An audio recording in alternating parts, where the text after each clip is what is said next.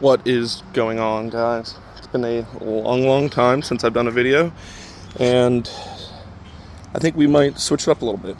So I've been working on a lot of different stuff, but something I've been working on for a little while here now is this guy here. It's my 2005 Honda Elite CH80. Yeah, it is the 80, the slow one. So nickname Slow-Mo here, and certified slow as fuck. This is it. This is Slow-Mo. So when I got this thing, and first of all, it's because there's really not a lot of support for these vehicles, like, period. There's a couple Facebook groups, a couple forums from way back, but honestly, no aftermarket support, no tutorials, no informational videos, nothing. So I'm hoping in this video I can kind of gauge on whether or not there's some interest in in these kind of vehicles, and then I can decide whether I want to post more related content.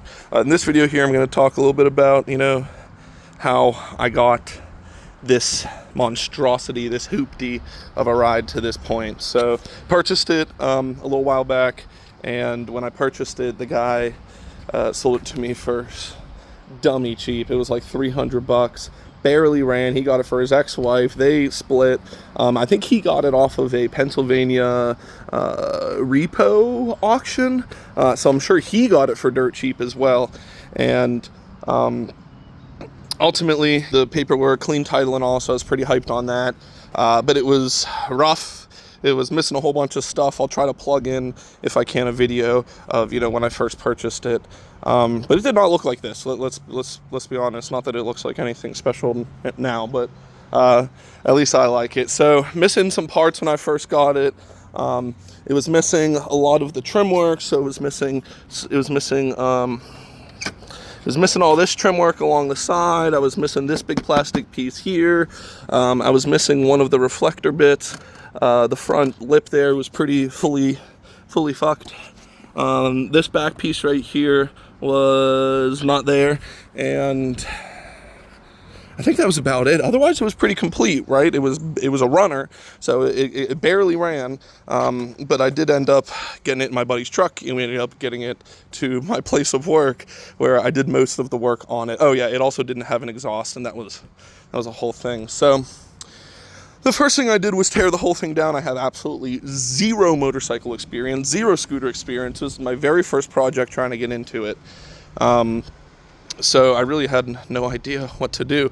I knew that I kind of had a vision, not like I guess kind of the Bosuzoku or whatever the kind of Japanese scooter style is. And I'm getting there. But, I also didn't have a front headlight housing, which ended up finding out costing more than the bike itself. That was like $350 by itself, so that was a non-option. You're going to see a lot of the shit that's on this bike was designed, was 3D printed, was whatever by myself. So I'll run through some of that stuff right now. This front lip right here is attached to the old one, and it extends down another 2.5, 3 inches. Give it a little bit of lowered look. These side markers here, this entire housing, as well as the little Elite logo, those are all designed and 3D printed by myself. The entire headlight housing, so that being the side markers, the big head gap here, and the other side markers, as well as the housing to hold the headlights, all that stuff was 3D printed and designed by myself. Pretty happy about that. The side mirror, which I made a couple different designs. I made a middle finger one, I made a little piece one, ultimately decided with the piece one, took the other one off, put a phone holder over there. But anyway, this was 3D printed. This entire, as I mentioned before, side housing along the side, this whole trim on both sides ultimately was 3D printed. Little cap for the key for the chair, for the seat, because it doesn't work. The back bit here, this was a feisty one. This was 3D printed. Still don't have a really good fit on that. And my big wing, my big spoiler also was 3D printed. Oh, and then That little knob there, another little homage. So lots of little 3D printed doodads and doohickeys on this John here. Some other stuff that I've done to it, I wrapped it in a purple vinyl, which I was super hyped about. It's like a midnight purple, and never done a big wrap job like that. Just did little trim wrap on my other vehicle. So really happy about that. Replaced the wheels with the tires with some white walls. You can see they're pretty worse for wear right now. I should probably clean them up. But got the hoopty white walls on it, repainted the wheels as well as repainted all the other components like the side rails and the little foot pegs and anything else that was kind of rusted out. Even repainted the back cover, which is over which is over there, and the center stand, which I'm also thinking about getting rid of here. You know, redid some of the plastics and kind of buffed up some of the plastics, and then ultimately put the whole thing back together. It was kind of a cluster. I got a tiny little windshield that I threw onto it right now. And let's be honest, it does not go fast. This thing goes 55 down a big hill, like sketchily. It's not meant for flying, it's meant for cruising, it's meant for going slow. So I changed just recently to lower the scooter.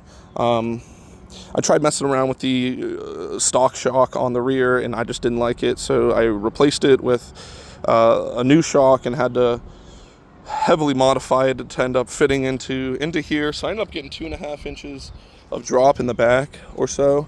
And just today I finished lowering the front. I ended up getting about 2.5 inches also in the front. So I'm super hyped about the way that it looks. It's low and it's slow.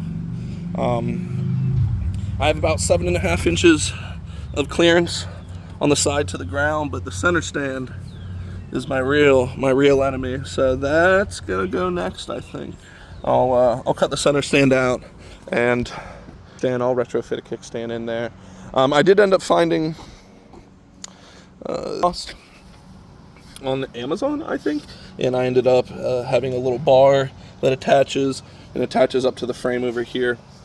And it's actually a flexible exhaust, and up further inside I have it wrapped just, you know, to try to manage all of it.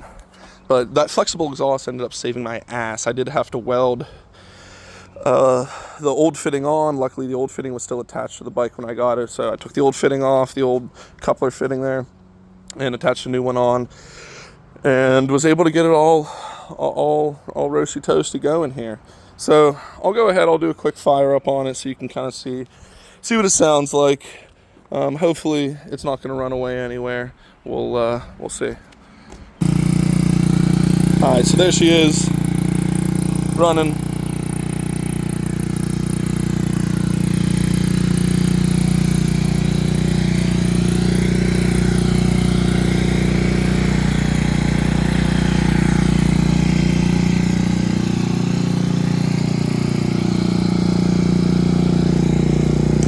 The aftermarket turn signals are all wired in, so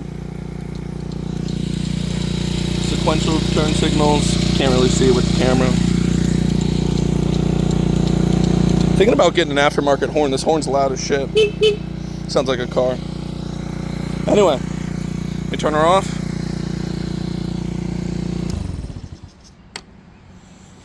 Well, there she is. I'm hoping this can gain a little bit of traction, a little bit of ground. If you guys have any interest, you know, in these Honda Elite 80s, these old scooters that are slowly, I think, maybe going out of style, I'm not entirely sure. Let me know. Hit a like, comment down below, whatever the kids say nowadays. Anyway, yeah, thanks.